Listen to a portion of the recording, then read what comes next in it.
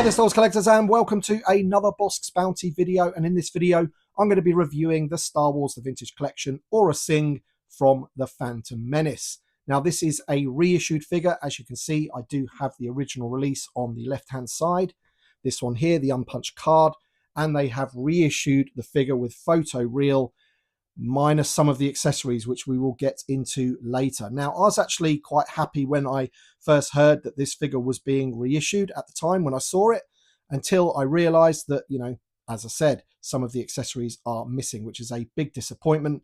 Also, this figure lacks massively in articulation, which again, we'll get into in a second. But I just wanted to put the two card backs together because they have gone for an alternate card back image, quite similar really. There's not a massive difference between the two, but both card backs look pretty cool to me. They've gone for a slightly different green as well, with this one being a slightly lighter green. All in all, it's the same figure minus some of the accessories. So now we've taken a look at the card backs. If you're interested in that sort of thing, we're just going to go ahead and open up the new version. All right, then, so here is Aurra Sing out of the packaging, and man, it's lacking in so many areas. It really is. I mean, it's a pretty poor re-release. It's got to be said. It's a very, very old sculpt. She doesn't even have ankle articulation whatsoever.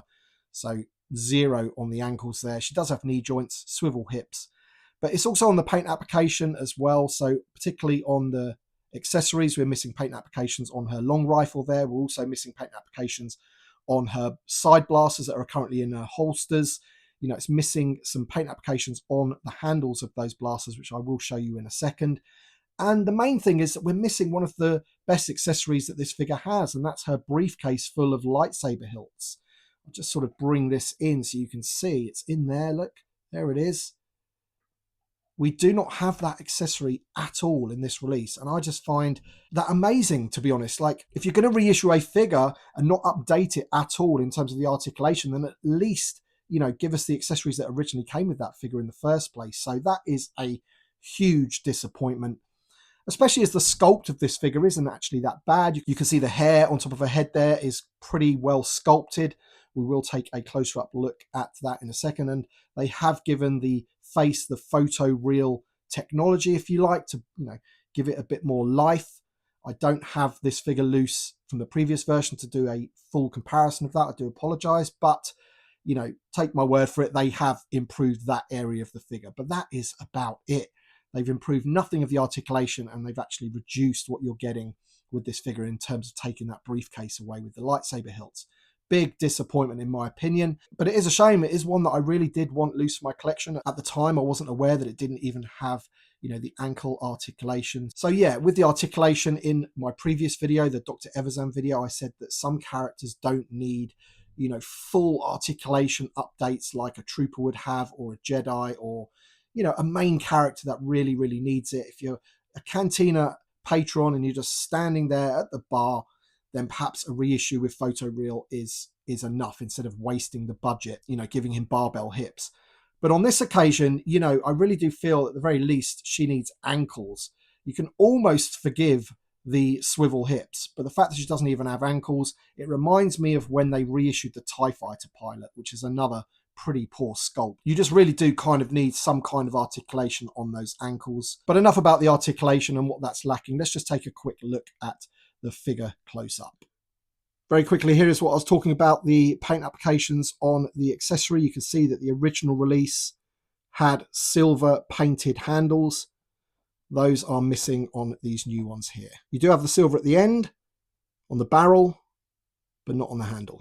All right, let's take a close-up look at the head sculpt there. It is a nice sculpt, and the photo real paint applications do make her look a lot more lifelike, and you can see she's got her hair on that sort of top bun there, and it's a nicely sculpted hairpiece as well. And I do believe that there are some paint applications in the hair just to bring out some of that detail instead of it all being one color, which I guess is one thing.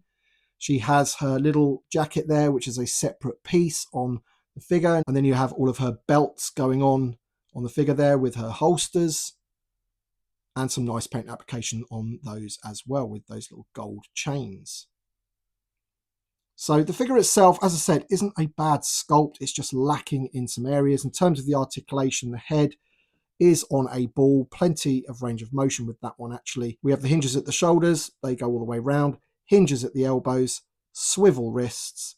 We have a swivel at the top of the torso there, but then nothing at the bottom of the torso. And then we have her swivel hips, knee joint, which just goes about 90. And then, as I mentioned, no articulation whatsoever on those ankles, which is not a good thing.